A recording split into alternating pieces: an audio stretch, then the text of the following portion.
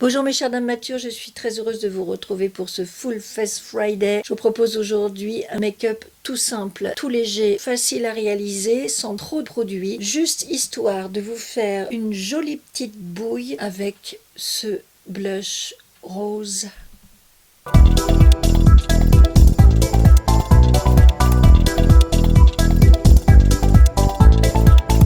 Pour le fond de teint, j'ai voulu donner une deuxième chance à mon Ultra Le Teint Velvet de Chanel, un fond de teint à effet flouteur au fini mat velours. Je ne sais pas exactement pourquoi je ne l'avais pas aimé quand je l'ai acheté et que je l'ai utilisé pour la première fois. Parce que je trouve qu'à présent, il fait une jolie peau avec effectivement un fini mat et velouté. Je pense que ce que je lui reprochais à ce moment-là, c'était de ne pas suffisamment bien camoufler les taches de pigmentation. On me l'avait vendu comme un produit couvrant alors qu'il n'est pas aussi couvrant que ce qu'on m'avait annoncé.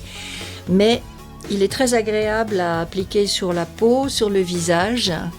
Il pénètre bien, vous avez cet effet velours, ce fini mat, seconde peau, qui est si agréable avec les fonds de teint qu'on fait aujourd'hui. Comme anti-cerne, je prends ce Double Wear Waterproof d'Estée Lauder, un anti-cerne tenue extrême que j'ai dans la teinte 3C Medium Cool.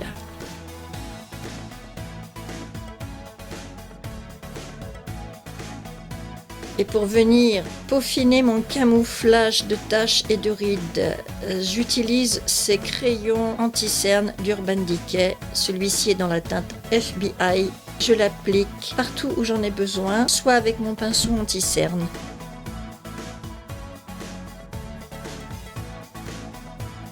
Soit avec ce pinceau à dessin de la marque Filbert, le numéro 2, idéal pour venir travailler dans les petites rides du front ou pour camoufler les toutes petites taches. Sur les joues, je vais revenir à mon blush de By Terry, tout simplement. Brightening CC Blush. Parce que voilà, on est dans un maquillage minimaliste, on veut un fini mat, imperceptible, quelque chose qu'on n'aura pas forcément besoin de poudrer, mais avec quand même, si possible, un petit peu de lumière.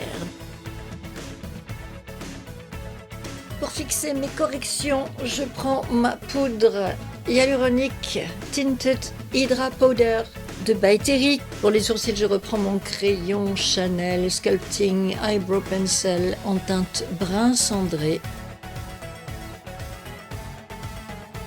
J'ai envie d'utiliser cette palette. Elle a des jolies couleurs neutres qui vont parfaitement convenir pour ce genre de maquillage.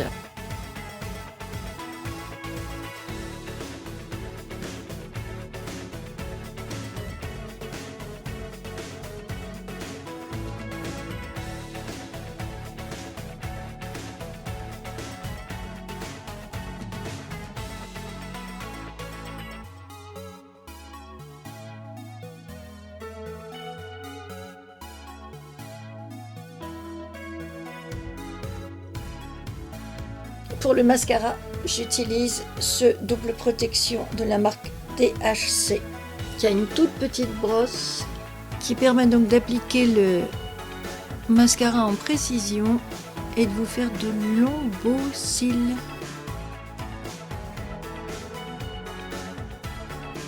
Et pour finir sur les lèvres, comme nous sommes presque en été et non pas en automne, malgré le temps qu'il fait dehors, je vais utiliser ce rouge velouté sans transfert de Sephora, un petit rose frais printanier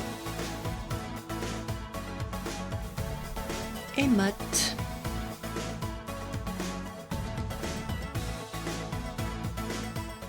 Voilà ce que donne ce maquillage minimaliste une fois que j'ai détaché mes cheveux. Je pense que pour donner un tout petit peu de définition à mon visage, je vais reprendre mon bronzer de Lancôme et venir faire juste une petite virgule là en contournant ma pommette.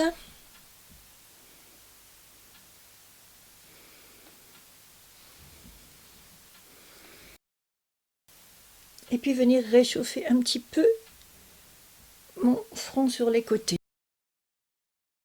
Petite touche finale avec ce blush de Maybelline, un joli rose très vif qui n'est pas sans rappeler le rose de By Terry qu'on distingue encore bien, voyez-vous, mais j'ai envie de venir mettre un tout petit peu de blush poudre ici, voilà, pas plus.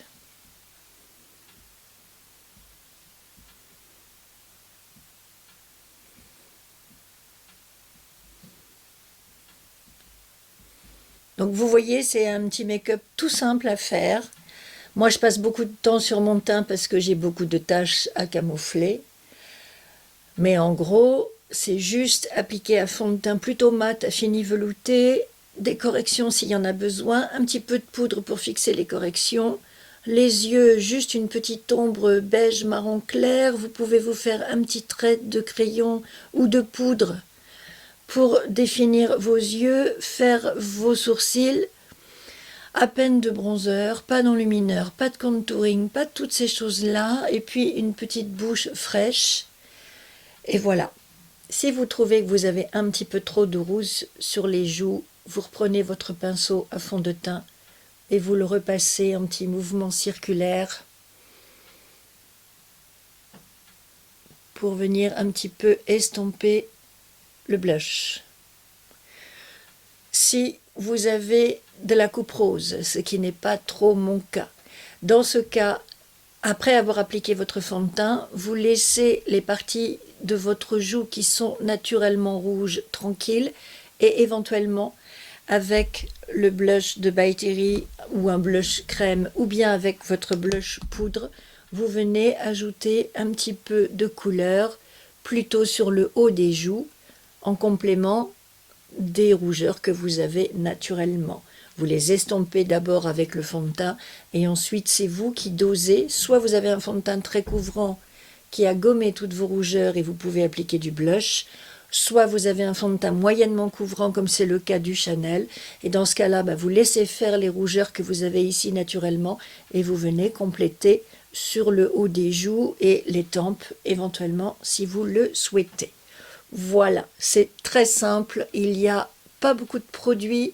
Vous voilà fin prête pour passer un bon week-end, peut-être un repas en famille ou entre amis, que sais-je. Vous avez bonne mine, vous êtes toute jolie, toute fraîche et c'est ça le principal. Je vous remercie pour avoir passé ce moment avec moi. Je vous souhaite une bonne fin de journée. Si cette vidéo vous a plu, n'hésitez pas à lui mettre des pouces en l'air. Si vous n'êtes pas encore abonné à ma chaîne, je vous invite à le faire. Ici, on s'adresse aux dames matures, 50 ans et plus, qui ont envie de vieillir tranquillement mais avec élégance, qui n'ont pas envie qu'on les emmerde avec leur âge, qui veulent juste être telles qu'elles sont, mais en mieux, ce que nous propose le make-up. Je vous embrasse très fort, mesdames matures, et je vous dis à très vite pour de nouvelles aventures de make-up.